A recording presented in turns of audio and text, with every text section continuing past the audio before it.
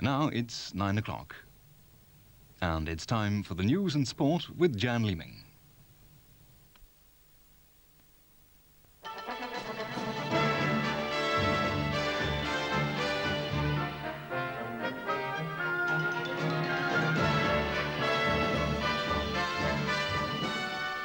The Social Services Secretary says most hospitals aren't badly hit by the health dispute, but in places the service is dangerously low.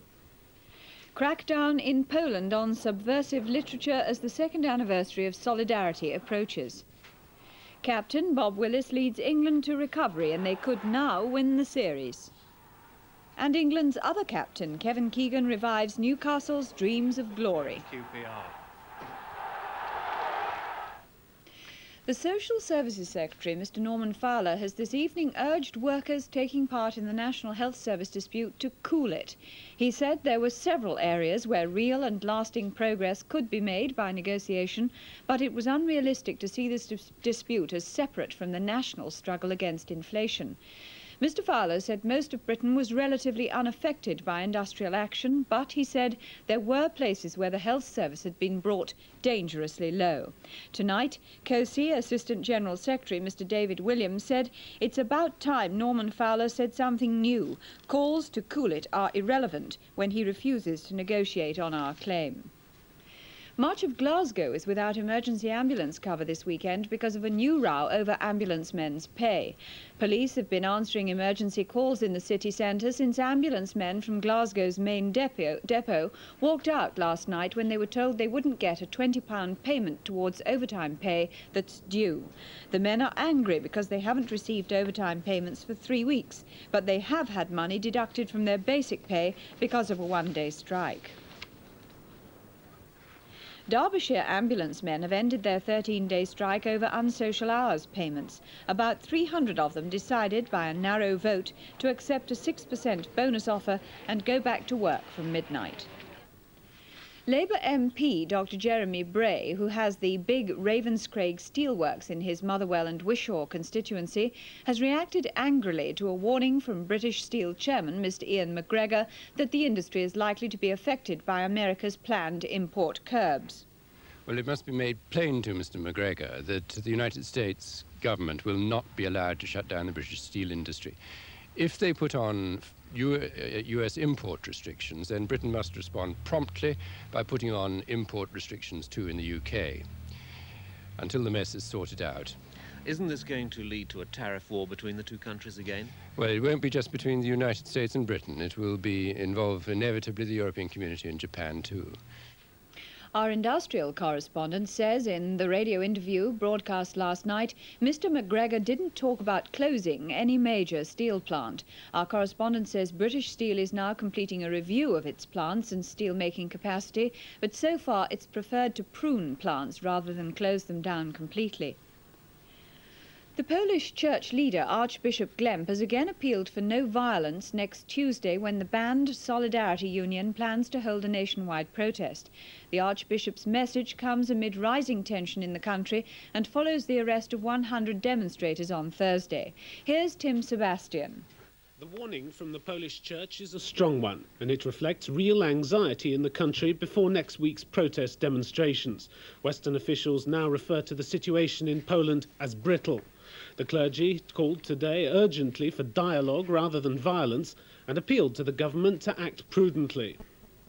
Tonight, Polish television reported a further crackdown on illegal literature and printing presses. Police carried out raids in 3 cities, including Warsaw. But the action will have had little effect. The flow of unofficial information is extensive. Earlier today, the union's underground radio station also came briefly to life. It interrupted an official news bulletin with its signature tune before being jammed. The union has said it must show the people that the movement lives on. So the country moves towards what could be yet another internal crisis next week. Reports from Warsaw say that the Polish leader, General Jaruzelski, is due to address the nation tomorrow. At the moment, he seems likely to offer warnings rather than concessions, and the people have ignored them before. Now the Middle East. 1,100 Palestinian guerrillas have landed in Tunisia after a 6-day voyage from Beirut. They sailed into the port of Bizerta aboard a Cypriot car ferry soon after dawn. They were some of the first to leave Lebanon and included officials of the PLO who are expected to set up headquarters in Tunisia. Among the welcoming party on the quayside was the white-haired figure of President Bourguiba. He said the Tunisian people gave them a warm greeting. 6,000 guerrillas have now left Beirut, and today another 700 went by sea to Syria. The PLO says the remaining 3,000 will go over the next few days. The Israelis say the remaining PLO guerrillas are still shooting at them both in the outskirts of Beirut and in the Bekaa Valley. In the valley, where 1,500 guerrillas are still operating, mines are being laid to hinder any attack by the Israelis to force them out of this part of Lebanon.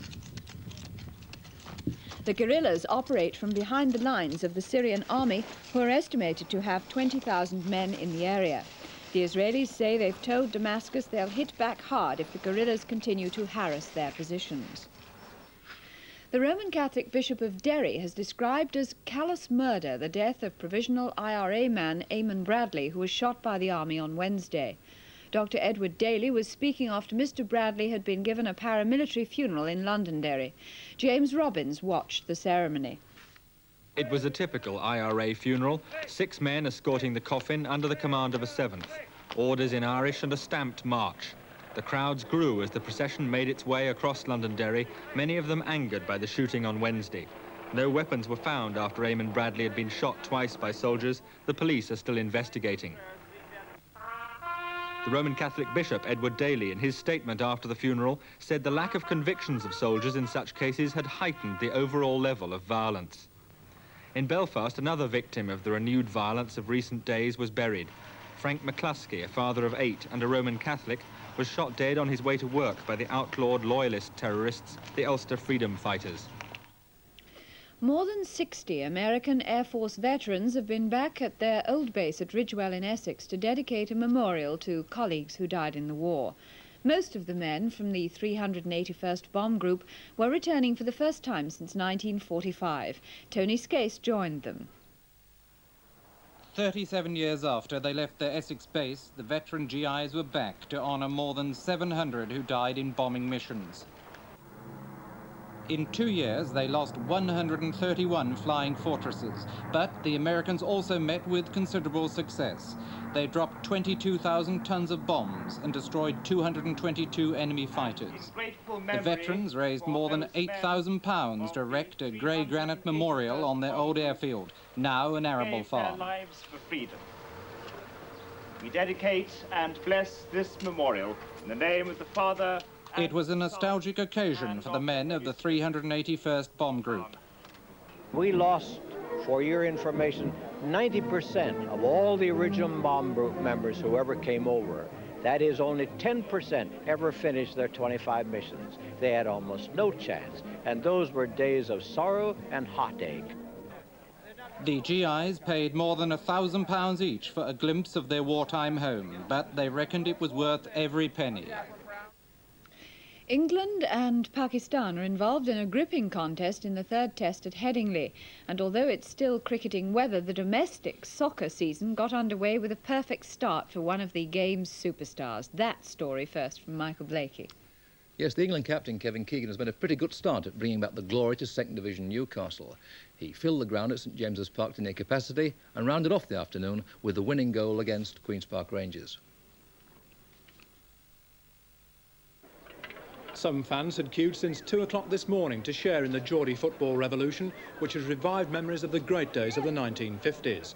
England's new manager, Bobby Robson, was among the near-capacity crowd of 36,000, double last season's average gate, and there was absolutely no doubt who they'd come to see.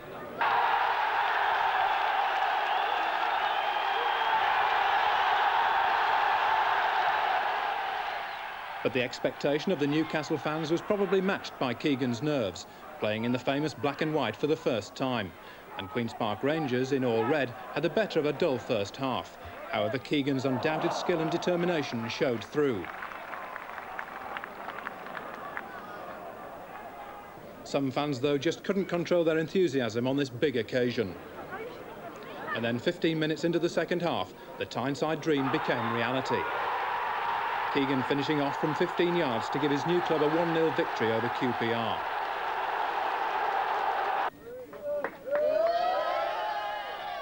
The goal and the response of the young fans were clearly to Keegan's liking. Oh, if every day's like today, then we're on the honeymoon at the moment, but I hope the honeymoon lasts forever. It's been tremendous. Really enjoyed it. It's been if they've enjoyed themselves half as much as I have today, then I'll be well pleased. Steve Elliott of Preston scored the first hat-trick of the league season in their 3-2 defeat of Millwall. A more dubious honour went to Paul Garner of Sheffield United. He was the first to be sent off in the league in the new crackdown on professional fouls. A 16-year-old, Perry Suckling, was called on by Coventry to keep goal against Southampton. They had new signing England keeper Peter Shilton on show. Youngster Suckling kept a clean sheet, Shilton didn't, and Coventry won 1-0. In Scotland, international winger Gordon Strachan scored 4, including a second-half hat-trick as Aberdeen thrashed Dundee 5-1. And Charlie Nicholas produced the same goal tally for Celtic in their 7-1 League Cup drubbing of Dunfermline.